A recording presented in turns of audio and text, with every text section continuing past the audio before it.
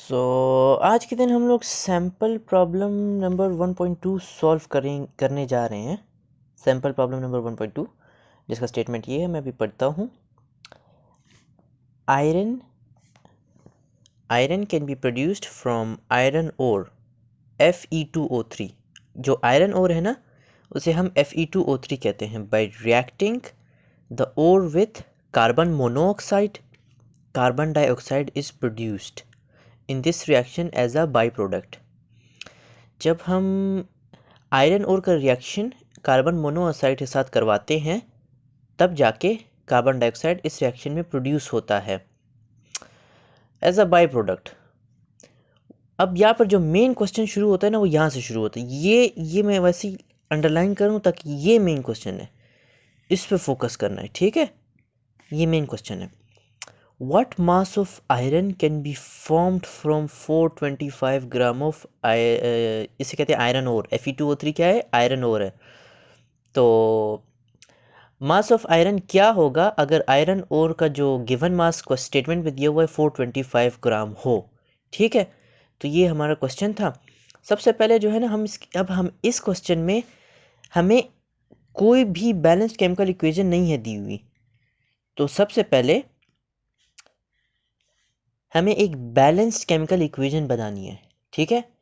Statement के मुताबिक iron और जिसका रिएक्शन होता है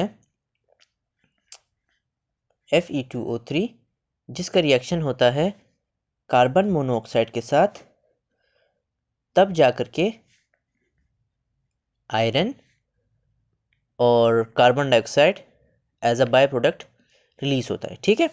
अब ये केमिकल इक्वेशन है इसकी। आयरन और का कार्बन मोनोऑक्साइड के साथ रिएक्शन हुआ, तब जाके आयरन और कार्बन डाइऑक्साइड प्रोड्यूस हुए। तो अब हमें जो है ना, इसके बैलेंस कर देना है। यहाँ पर कितने आयरन है? 2 आयरन है। तो मैं इसको बैलेंस करके लिख सकता हूँ 2 आयरन, ठीक है। अब यहाँ पर मैंने 3 कार्बन मोनोऑक्साइड इधर लगा दिया और 3 कार्बन डाइऑक्साइड मैं इधर लगा दिया, उसको बैलेंस कर रहा हूँ। इसको मैं किस तरह से बैलेंस कर रहा हूँ? ऑक्सीजन कितने हैं? 3 ऑक्सीजन हो गए इधर और 3 ऑक्सीजन हो गए इधर, 6 ऑक्सीजन हो गए, ठीक है। मैं ऐसे इधर लिख देता हूँ ऐसे, ताकि आप लोग को समझ में आ जाए। 6 ऑक्सीजन हो गए, मतलब यहाँ पर तो लेफ्ट साइड पे जितने ऑक्सीजन है, राइट साइड पे भी इतने ही ऑक्सीजन होने चाहिए। सो 2 3 ज़र 6 ऑक्सीजन इधर हो गए, बिल्कुल ऑक्सीजन बिल्कुल इक्वल है। कार्बन्स देखते हैं, 3 कार्बन्स लेफ्ट हैंड साइड पर हैं और 3 कार्बन्स राइट हैंड साइड पे हैं, दोनों बिल्कुल बैलेंस्ड हैं। और सिमिलरली आयरन 2 इधर लेफ्ट साइड पर हैं और आयरन 2 राइट साइड पर हैं। इस तरह से हमने जस्ट इस इक्वेशन को बैलेंस की। जस्ट मैं इस वजह से इतने डिटेल से बता रहा हूँ क्योंकि कुछ लोगों को समझ नहीं आता ना कि कैसे बैलेंस कर लेते हैं या कैसे बैलेंस करते हैं किसी इक्वेशन को। अब हमने इसी स्टेटमेंट को देखना है, ठीक है। हमें गिवन क्या है वो हमें बता रहा है। हमें किसका मास फाइंड आउट करना है? इस आयरन का। इस आयरन का हमें क्या फाइंड आउट करना है? मास। किस सूरत में? जबकि आयरन ओर का मास क्या हो? 425 ग्राम हो। ये हमसे स्टेटमेंट मांग रहा है, ये हमसे ये क्वेश्चन मांग रहा है इसका आंसर, कि फाइंड आउट करो इस आयरन का मास कितना होगा जब आयरन ओर का मास 425 ग्राम हो। तो मैं ये लिख सकता हूँ कि गिवन मास हमें क्या है? आयरन ओर का दिया हुआ है गिवन मास 425 ग्राम। इस पे तो कोई डाउट, कोई प्रॉब्लम नहीं है। अब ये क्वेश्चन इस तरह से मुख्तलिफ है पिछले क्वेश्चन से कि इस क्वेश्चन में आपको ग्राम दिया हुआ है, जबकि पिछले क्वेश्चंस में आपको मोल्स दिया हुआ था। अब मोल से मतलब वैल्यू फाइंड आउट करना बहुत आसान होता है। ग्राम से वैल्यू फाइंड आउट करने के लिए आपको सबसे पहले मोल्स निकालने होते हैं। तो पहला स्टेप क्या है? Number of moles find out करना। नंबर ऑफ मोल्स वो भी किस चीज़ के दिए हुए हैं? इधर हमें जो ये गिवन मास दिया हुआ है ना 425 ग्राम, आयरन ओर का दिया हुआ है। तो हमें इस आयरन ओर का सबसे पहले number of moles find out करने हैं। मैं लिख सकता हूँ number of moles is equal to mass over molar mass. Molar mass भी कह सकते हैं और मोलिकुलर मास भी इसको कह सकते हैं। तो ये मास जो है ना, ये मास किस चीज़ का? आयरन ओर का। यहाँ पर मैं लिख देता हूँ Fe2O3। हम आयरन ओर का number of moles find out कर रहे हैं। तो स्टेटमेंट के मुताबिक हमें जो गिवन मास दिया हुआ है वो क्या है 425 ग्राम। तो मैं इधर लिख सकता हूँ 425 ग्राम अपॉन अपॉन जो मोलर मास है ना, सबसे पहले हम फाइंड आउट करते हैं Fe2O3 का जो मोलर मास है वो क्या बन रहा है। ठीक है, तो ये हम अच्छे से जानते हैं 55 पॉइंट। अब बुक को जब तुम लोग देखोगे ना, सबसे पहले पीरियोडिक टेबल से हम आयरन का फाइंड आउट करते हैं मोलर मास क्या है 55.845। ठीक है, ये मोलर मास पीरियोडिक टेबल के अंदर आप चेक करोगे ना तो ये वैल्यू दी हुई होगी मास नंबर, मतलब मास नंबर आयरन का ये होगा, लेकिन बुक में इसे 55.9 करके लिखा हुआ है। ये उन्होंने कैसे लिखा हुआ है, कुछ बंदों को ये स्टेप समझ नहीं आ रहा होगा ना, तो उसने 2 बार राउंड किया हुआ है इसको। पहले इस तरह से राउंड अबाउट किया हुआ है 55.85, 5 राउंड अबाउट कर रहा है 4 को 5 में, और फिर 5 से ये 5 जो है ना 8 की वैल्यू को राउंड अबाउट कर देगा इस तरह से 55.9। तो मैं ये भी लिख सकता हूँ कि जो आयरन का मोलर मास है वो 55.9 है। ये एग्जैक्ट है, लेकिन हमें राउंड अबाउट करना होता है ताकि हम हमारे लिए ज़्यादा कॉम्प्लिकेशंस ना हो न्यूमेरिकल सॉल्व करते वक्त। ठीक है, तो ये 55.9 हो गया। तो Fe2O3 मतलब 55.9 मल्टीप्लाई बाई 2 प्लस ऑक्सीजन का जो मास नंबर है वो 16 है, 16 इंटू 3 48। तो अब जो है ना, मैं इस साइड पे थोड़ा सा मतलब थोड़ी सी रफ वर्क कर रहा हूँ। Iron 55.9 multiply by 2 plus oxygen का मास नंबर क्या है 16 मल्टीप्लाई बाई 3। तो 55.9 को जब मैं 2 से मल्टीप्लाई करता हूँ, मेरे ख्याल से 1.6 वैल्यू बनेगी। आप कैलकुलेटर यूज़ करके चेक भी कर सकते हो। प्लस 48।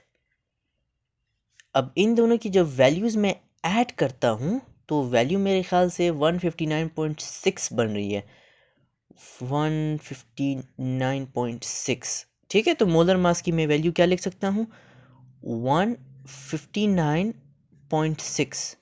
ठीक है, अब मैं इन दोनों को आप जब कैलकुलेटर से डिवाइड करेंगे तो एग्जैक्ट आपको number of moles of iron ore का पता चल जाएगा। तो हमारा जो इतना बड़ा बैरियर गया सबसे पहले 2.66 मोल्स आएगा। आयरन ओर के हमने मोल्स फाइंड आउट कर लिए हैं।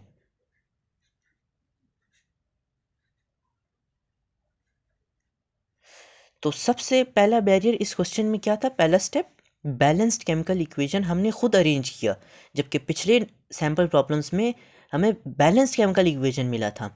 दूसरा बैरियर हमें इस क्वेश्चन में जो एक्स्ट्रा स्टेप हमें करने को मिला वो ये था कि हमें वैल्यू ग्राम्स में दी हुई थी, हमें मोल्स नहीं थे गिवन, तो हमने मोल्स भी निकाल लिए। मोल्स इस तरह से निकालते हैं। ठीक है, अब बिल्कुल हमने उसी तरह से आगे चलते रहना है। ठीक है, सबसे पहले वो हमें हमसे क्या मांग रहा है, बुक के अंदर हमेशा से आप देखो कि फार्मूले में लिखा होता है desired quantity. Desired quantity is equal to given quantity multiply by conversion factor. Conversion factor और मोल रेशियोज बिल्कुल एक ही चीज़ है, इसमें कोई फ़र्क नहीं है। डिज़ायर्ड क्वांटिटी मतलब क्या, क्या क्वेश्चन में हमसे पूछा जा रहा है, क्या उनकी डिमांड है। इस डिमांड, तो करंटली जो डिमांड है ना वो तो मास है, लेकिन हमने सबसे पहले ना इसके मोल्स, हम मोल्स में ही फाइंड आउट कर सकते हैं। मोल्स के बाद हम आगे स्टेप में उस मोल्स को मास में कन्वर्ट कर देंगे। ठीक है, तो मैं सबसे पहले लिखता हूँ number of moles of iron. Given quantity हमें क्या है ग्राम में दी हुई थी, तो हमने इसे मोल्स में फाइंड आउट कर लिया। तो गिवन क्वांटिटी हमने ये प्लेस करना है, हमने यहाँ पर मोल्स प्लेस करने हैं। मोल्स हम पहले फाइंड आउट करेंगे। ठीक है ना, यहाँ पर मोल्स की वैल्यू प्लेस होगी, ये ना हो कि आप लोग ग्राम की वैल्यू प्लेस कर दो, ग्राम की वैल्यू प्लेस नहीं करनी। ठीक है, ग्राम से हमने मोल्स निकाले, अब इस मोल्स की वैल्यू हमने इधर प्लेस कर देनी है 2.66 मोल्स आयरन ओर की, 2.66 मोल्स। अब कन्वर्जन फैक्टर निकालते हैं। मैंने आपको पिछले 2 वीडियोस में भी कन्वर्जन फैक्टर निकालना सिखाया था। ठीक है, जिस जिस चीज़ को हमें फाइंड आउट करना है हम हमेशा उसे ऊपर प्लेस करते हैं। ठीक है, तो हम क्या फाइंड आउट कर रहे हैं, इक्वेशन के मुताबिक मैंने क्या किया, आयरन, आयरन का हमने मास फाइंड आउट करना है। तो अब इधर चेक करो, आयरन को हम ऊपर ही प्लेस करेंगे, लेकिन कैसे, इसके कितने मोल्स हैं, 2 मोल्स हैं बैलेंस केमिकल इक्वेशन के अंदर। तो हम सबसे पहले लिखेंगे 2 मोल्स ऑफ आयरन। ठीक है, नीचे हम डिवाइड करेंगे किससे, अब स्टेटमेंट में देखो, स्टेटमेंट में आपको दिया हुआ है 425 ग्राम ऑफ आयरन और, किसकी वैल्यू दी हुई है, आयरन और की। तो बैलेंस केमिकल इक्वेशन के मुताबिक हमने किससे किससे डिवाइड करना है, इससे आयरन और से डिवाइड करना है। तो आयरन और के कितने नंबर ऑफ मोल्स है, 1 मोल है। ठीक है, ये यहाँ पर 1 मोल है, तो मैं यहाँ पर लिख सकता हूँ 1 मोल ऑफ Fe2O3। ठीक है, तो मैं इसको इस तरह से भी लिख सकता हूँ 2.66 multiply by 2 divided by 1 moles of iron. ठीक है, 2.66 को जब मैं 2 से मल्टीप्लाई करता हूं तो इसका आंसर आएगा 5.32 मोल्स ऑफ आयरन। ये आप कैलकुलेटर से भी सॉल्व करके चेक कर सकते हैं, बिल्कुल यही आंसर आएगा। ठीक है, तो इसमें कोई डाउट नहीं होना चाहिए। तो ये तो बिल्कुल क्लियर गया, नंबर ऑफ मोल्स यहाँ तक हमने निकाल लिए हैं आयरन के। ठीक है, अब हमसे जो है ना, मतलब मैं एक बार लिख लेता हूँ इधर पूरा, इसको ऐसे लिख लेते हैं, कोई मसला नहीं है। अब वापस स्टेटमेंट में आओ। ठीक है, हमसे क्या पूछा गया है, मास। ठीक है, हमसे क्या पूछा गया है, मास, मतलब हमसे ग्राम्स पूछे गए हैं, व्हाट ग्राम ऑफ आयरन। हमसे जो पूछा गया ना क्वेश्चन में, हमसे मास पूछा गया, इसी वजह से मैंने इसको खास तौर पर अंडरलाइन किया हुआ है, क्योंकि जो मतलब मेन चीज़ वो पूछ रहा है ना, वो इस लाइन में, वो तो जस्ट ऐसे ही ये पिछले पहले 3-4 लाइनों में आपको मतलब बैलेंस केमिकल इक्वेशन बनाने का मतलब आपको तरीकाकार सिखाया जा रहा है, लेकिन इधर आपसे पूछ रहा है वो मास आयरन का। ठीक है जी, तो अब मुझे यही number of moles of iron को मास में कन्वर्ट करना है। बहुत इजी है, बहुत इजी, इसमें कोई शक नहीं होना चाहिए। मैं अभी बताता हूँ, number of moles find out करने वाला फार्मूला जो मैंने अभी भी इधर आपको लिखा, इसी फार्मूले से ही हम फाइंड आउट करेंगे। Number of moles of iron is equal to mass, हमें मास फाइंड आउट करनी है ना, मास अपॉन मोलर मास। ठीक है, ये एम मोलर मास शॉर्टकट के लिए। तो number of moles of iron जो हमने फाइंड आउट कर दिए, इधर क्या बना, 5.32 moles. So 5.32 moles of iron is equal to mass, तो हम फाइंड आउट कर रहे हैं ना, तो हमने मास इसको इस तरह से लिख लेना है, mass divided by molar mass की वैल्यू क्या थी, ये रही मोलर मास की वैल्यू 55.9। मैंने आपको ये भी सिखाया था कैसे मैंने राउंड अबाउट किया, 55.845 से 55.85, 55.85 से 55.9। तो यहाँ पर मैं 55.9 की वैल्यू ही प्लेस करूँगा। ठीक है जी, अब यहाँ पर मैं लिख सकता हूँ, इस तरह से लिख सकता हूँ या नहीं लिख सकता, ये मैं बिल्कुल लिख सकता हूँ, 5.32 मल्टीप्लाई बाय 55.9। अब जब आप इसको मल्टीप्लाई करेंगे, इसकी वैल्यू को जब आप मल्टीप्लाई करेंगे कैलकुलेटर से, तो वो एग्जैक्ट यही वैल्यू आएगी। आप चेक कर लीजिएगा, यही वैल्यू आनी है 297.388 ग्राम। जो बुक की वैल्यू है वो बिल्कुल करेक्ट है, यही वैल्यू ही आएगी। आप कैलकुलेटर से चेक कर लीजिए, मैंने कैलकुलेटर से भी किया, मैंने मैनुअली भी किया सॉल्व। तो जो मास ऑफ आयरन है, हमारा फाइनल जो मतलब आंसर आ चुका है वो है 297.388 ग्राम। अब बुक के अंदर जो है ना, इसी बुक के अंदर मैं आप सबको एक बार एक चीज़ दिखाना चाहता हूँ। सबसे कंफ्यूजिंग पार्ट जो है, इस पूरे बुक में कुछ भी कंफ्यूजिंग नहीं है, मतलब ये भी समझ में आ जाता है इंसान को, ये भी आ जाता है। ये पार्ट इन्होंने ऐसे कंफ्यूजिंग करके बनाया हुआ है कि desired quantity is equal to given quantity multiply by conversion factor, फिर ये अजीब से इन्होंने लिखा हुआ है, फिर 55 और नीचे 1 मोल लिखा हुआ है। ये बंदों को कंफ्यूज कर रहा है, ये सही में कंफ्यूज कर रहा है। तो इसके लिए मैंने आप लोगों को कौन सा फार्मूला लिखवाया, number of moles is equal to given mass upon molar mass. Mass को एक साइड पे उसी साइड पे रखना है और नंबर ऑफ मोल्स और मोलर मास को आपस में मल्टीप्लाई कर देना है। यहाँ पर जैसे ये लिखवाया ना, number of moles of iron equal to mass upon molar mass.